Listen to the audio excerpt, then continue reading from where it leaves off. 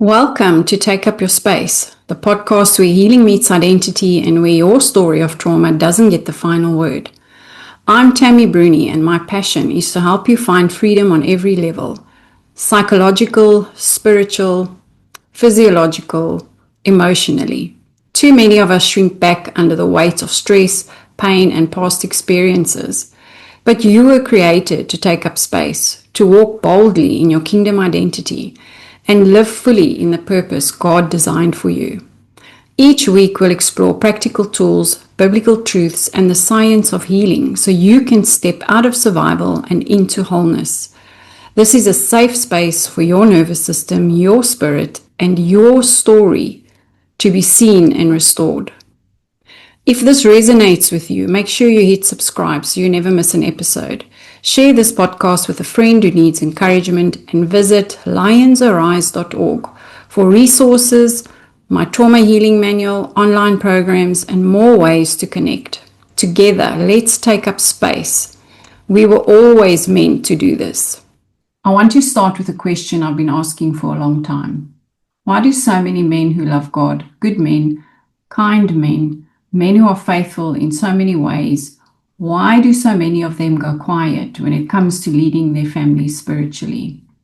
Why is the man who will show up for their children's sports games, who works hard, who tries to be a good husband, why does he become so passive the moment faith enters the room?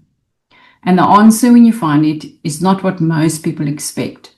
It's not laziness, it's not indifference, it's almost always something much older and much deeper than that. Welcome back to Take Up Your Space.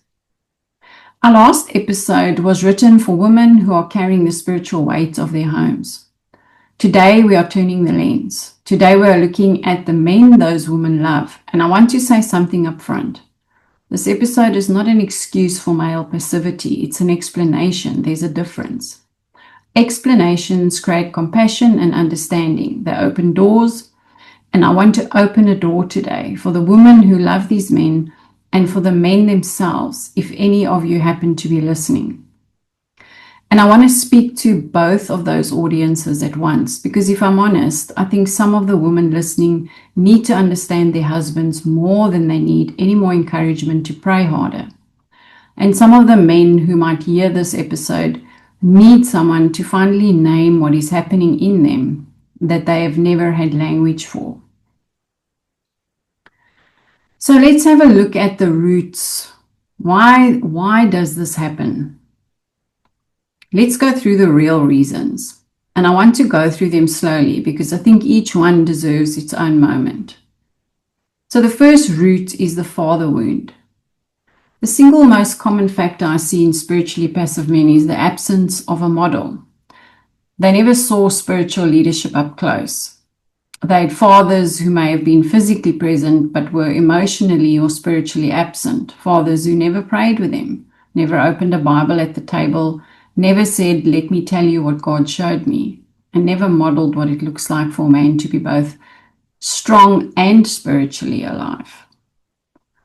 You can't reproduce what you've never seen, right? If we look at neuroscience, if there's no neural pathway for something, right, how do you do that thing? If you never learned to skip, then how do you skip? If you never learned to ride a bicycle, how do you ride a bicycle? Because that pathway needs to be laid down by practice and by consistency.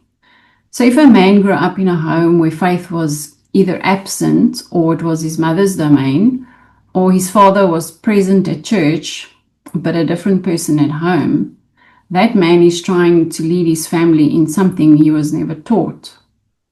And the gap between where he is and where he thinks he's supposed to be can sometimes feel impossibly wide.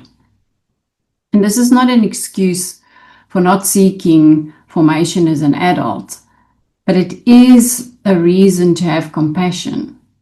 The spiritually passive man in your home was very often a boy who never had a hand to hold in this territory.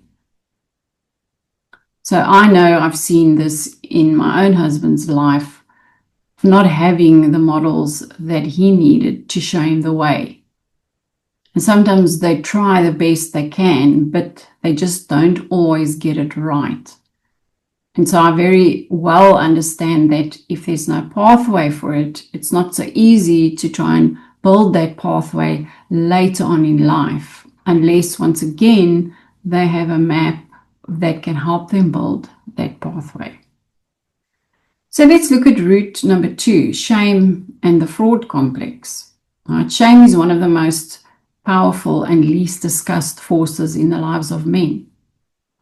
And here is how it works in this specific context. Many men feel very deeply that they are not enough, not spiritually enough, not consistent enough in their faith, not disciplined enough in prayer, not knowledgeable enough in scripture. And the logic of shame is, if I step forward into a role, I will be seen. And if I'm seen, my inadequacy will be visible. And if my inadequacy is visible, I will be rejected or humiliated. So many men manage this by simply not stepping forward at all. I've heard my own husband say to me when I've asked him to pray, I don't want to pray because I don't know what to pray and I don't know how to pray, so you pray. Right? There's a shame attached to that. And also, some might feel that if I don't try to lead, then I can't fail at leading. You know, if I don't pray out loud, no one can hear how hollow my words feel. If I stay on the edges of this territory, then I stay safe. So what often looks like indifference from the outside, from the inside, is a sophisticated system of self-protection. Right? We all have that innate thing of wanting to protect ourselves.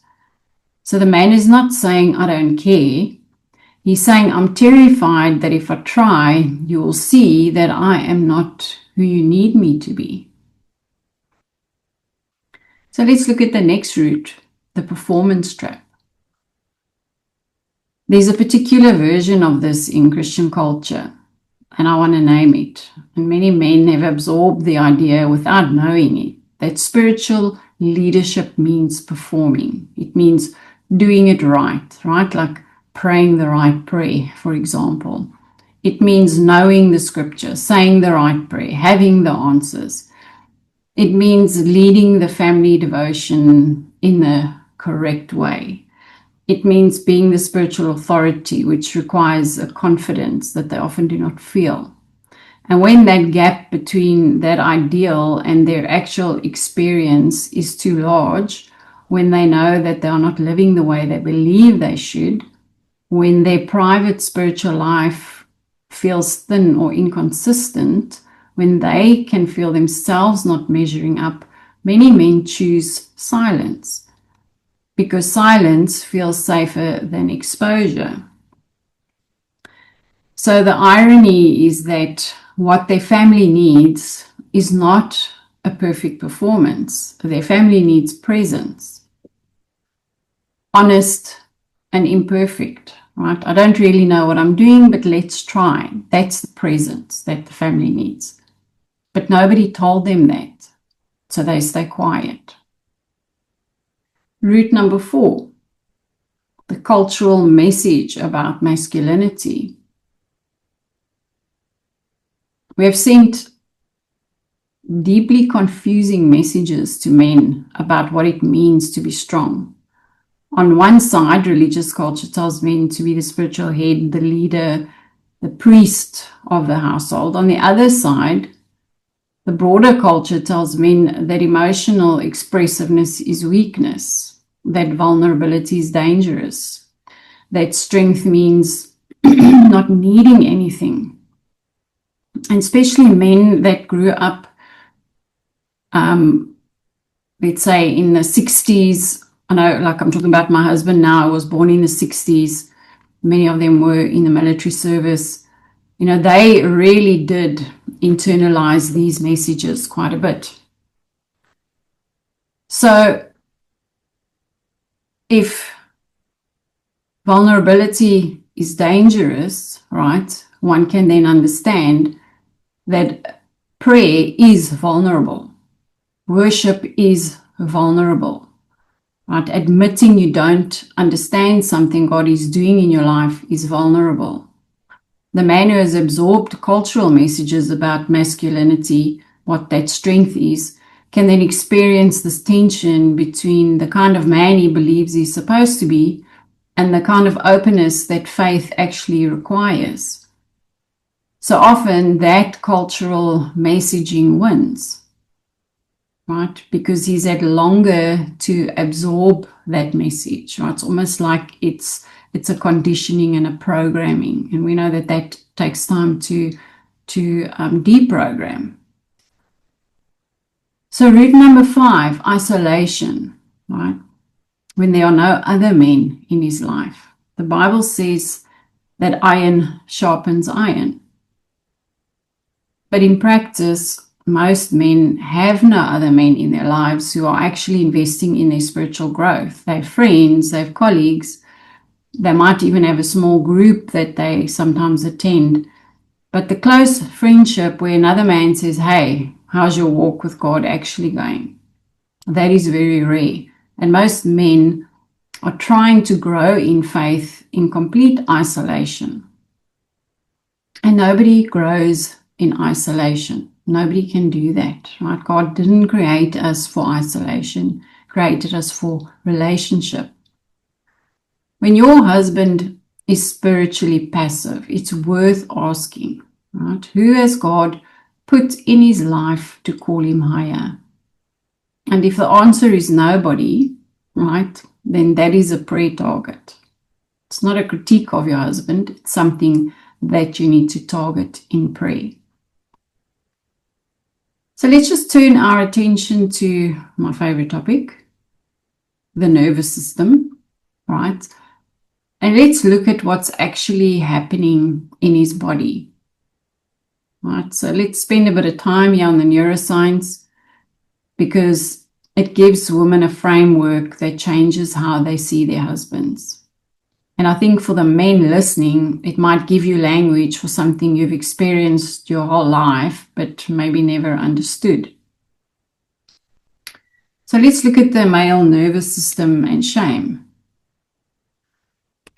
So research on shame, particularly the work of Brené Brown and others who have researched this topic, shows that shame activates the same neurological pathways as physical pain. When a person feels ashamed, the brain responds similarly to being physically hurt. It's a threat, right? So it's going to respond to that threat. And the primary response to shame in men, greater than in women, is withdrawal, aggression, or silence. Now, I've seen that with my own husband. If I have a conversation with him or if I allude to something that I might not be happy about, and it's something that triggers his shame, then the aggression comes forward, right? So we also have to start to notice what are our husband's triggers, what are those cues that get them going into their trauma responses. So women tend to respond to shame by reaching out, by talking and connecting to others, right? Men tend to respond to shame by shutting down and going inward. This isn't a character flaw. It's in part a physiological pattern that's reinforced by decades of socialization that taught men that reaching out when you are struggling is weakness, right? And socialization is linked to what we learn in society. What are we socialized to? So the man who goes quiet after a failed attempt at spiritual leadership isn't doing nothing. He's just protecting himself from a wound that really feels existential, right? It's got to do with who he is and, you know, how that plays into his meaning in life. And his nervous system is managing what it has coded as a survival threat. And it'll keep doing that until something creates enough safety for him to try again. So let's just look at the shame withdrawal cycle in men. And this is the loop that keeps men spiritually passive, right? He attempts something, maybe prays awkwardly, leads a devotion, or tries to initiate a spiritual conversation. It doesn't go well, or he feels inadequate, or the response from his wife or family is discouraging. His nervous system registers this as shame, right? A survival threat. He withdraws, he goes quiet, and then he protects himself from exposure. The family interprets that withdrawal as indifference. So then the wife steps up to fill the gap, which confirms to him that he is not needed in this role. And so what happens is that sense of inadequacy deepens. So the withdrawal then becomes a default.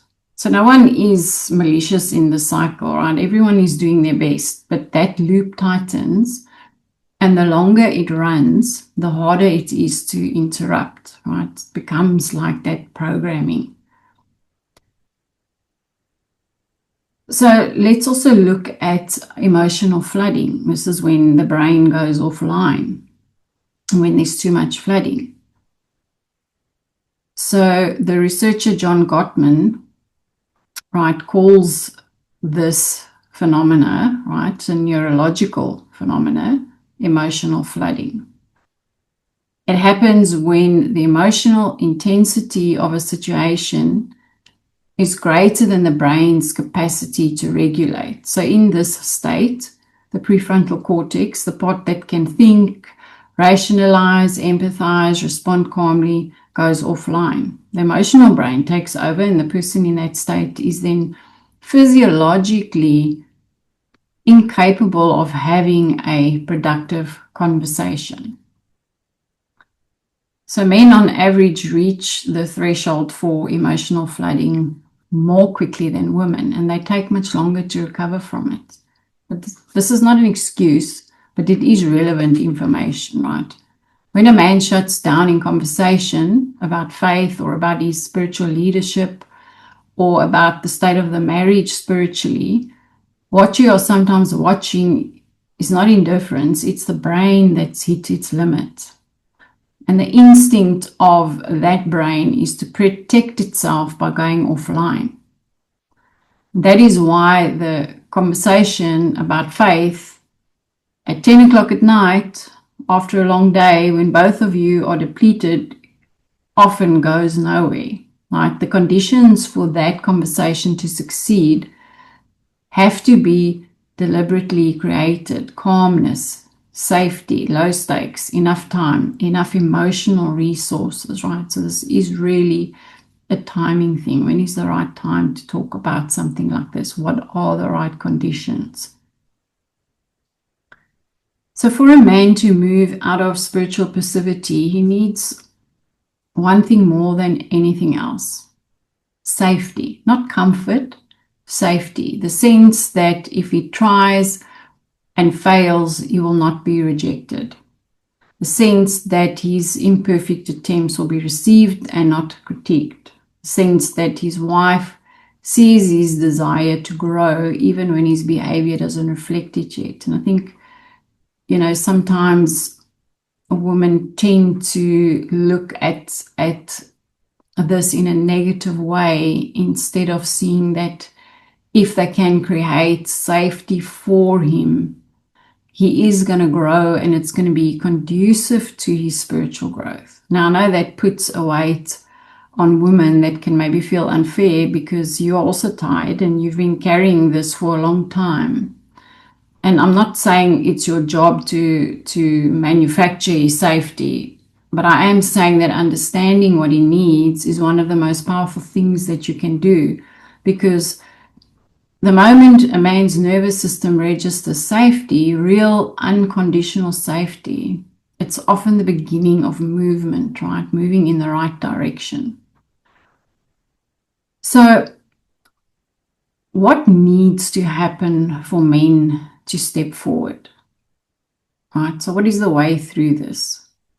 How do we move from passivity to presence, right? So the first thing is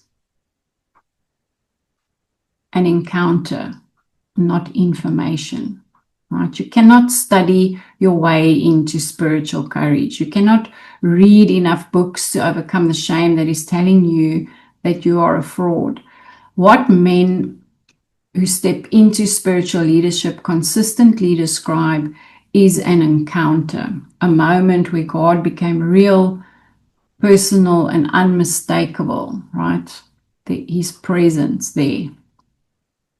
Not a doctrine that they agreed with, a presence that they ran into, right? That meeting, there was a meeting that took place. For many men, that encounter comes through a crisis, through another man's honest testimony, through a moment of desperation when they finally ran out of their own resources. You cannot manufacture the encounter for your husband, but you can pray for it, specifically, persistently, and by name. What is it that you want to see happen, right? Because we can very easily put more shame on our men by pointing out where they're not measuring up. And sometimes we like to do that, right? And that is not going to bring the change. So the next thing they need is another man, right? So the research on male transformation is quite large, right? On this particular point, and it says that men change in the context of other men.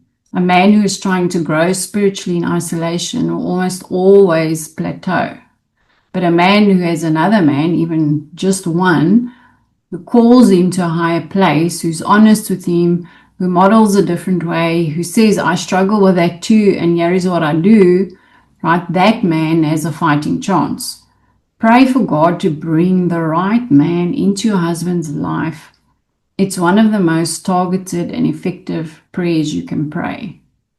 And it might not be your husband, it might be a relationship you're in, it might be a fiance, it might even be a son, right? We are looking at this in the context of marriage, but men are men, and they often all struggle with the same thing, whether they in a relationship or not, right? So if we can understand these things, then we know how to pray. So they also need permission to be imperfect, and this is for the woman specifically. Your husband will almost certainly not lead your family spiritually the way you imagine it will look. His prayer will be shorter than yours. His Bible knowledge may be thinner than yours. His attempts may be awkward. And one of the most powerful things you can do is receive those imperfect attempts with warmth, right? Not patronizing warmth, but genuine, real warmth, the kind that says, I see you're trying. That matters to me. That is more than you know, right? We have to communicate that to them. Because the alternative where his attempts are met with silence or slight disappointment or the sense that you could have done better, that activates the shame system. And the shame system shuts him back down, and he may not try again for months. So he's also going to need healing for the original wound. For many men, the spiritual passivity goes all the way back to a father who was absent or critical or disengaged. Could also have been abusive, right? That wound does not heal on its own. It needs to be brought before God, often with the help of another person who can witness and pray. Right? Men's ministry, inner healing prayer, these honest conversations that they can have with a trusted pastor or a mentor or a counselor, these are not luxuries, they are very necessary for their well-being. And so for some men, they are that threshold between who they've been and who they are becoming. And I know for a lot of men, it's really hard to reach out for counseling, to reach out for help, but it's absolutely essential to their healing and their growth. So the next thing they need really is just the prayer of the wife. And I want to end this section, right, with something that I really believe deeply. And that is that prayer carries a huge weight in the spiritual realm, right? It's the prayer of a believing wife for her husband that carries a lot of weight. Paul writes that the believing spouse sanctifies the household. That's not just nice language he's using. It's a covenant reality. When you pray for your husband, specifically, persistently, and over time, you are doing spiritual work that can't be measured on the surface. You are standing in the gap. You are holding ground. You are holding space for him. You are inviting God into territory that is not yielded. And I've heard too many stories of men who woke up spiritually and said, I know she was praying for me. I don't know how or when it shifted, but something began to move. Right? These women have been at it for years. I know for myself, I've been praying for my husband for years and years and years. There are things that I haven't seen shift, but there are things that I've seen shift. Things that I prayed for 20 years ago, I'm seeing shifting now only, right? So we can't stop praying. I've heard many, many women speak about this, that as they've consistently prayed and as they've been faithful in that prayer, that the changes come. It doesn't always come quickly, but it does come eventually, right? Something begins to move. So it's not nagging or control that's going to change him, right? It's that quiet faithfulness of the intercession where they don't even know that you're praying for them. That is real. That's what matters. So don't stop.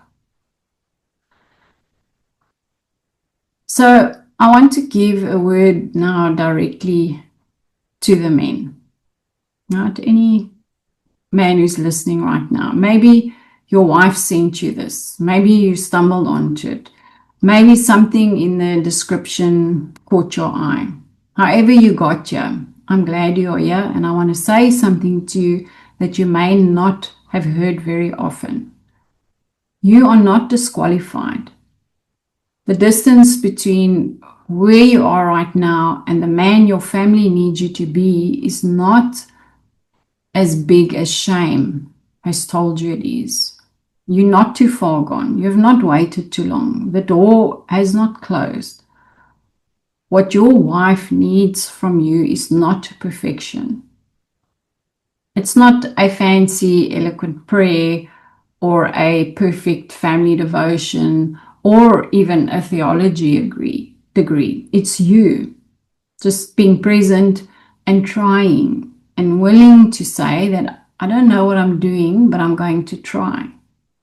That alone would change the atmosphere in your home. That thing that's keeping you quiet, whether it be shame or fear or the sense that you are a fraud or you're not good enough, I want you to name that thing and bring it to God. Not because He doesn't already know, but because there is something that shifts when we bring it honestly. When we stop managing our distance from God and start saying, I'm here, I'm a mess, and I need you.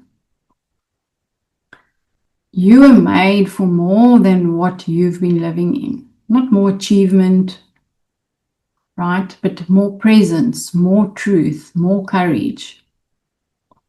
And the men who have walked this road before you, they weren't superhuman. They were just willing. So be willing. We've covered a lot of ground today. The roots of male spiritual passivity, the shame cycle, the nervous system, what men need, and what it looks like to pray for movement without trying to engineer it, manufacture it, make it happen. I want to leave this with you.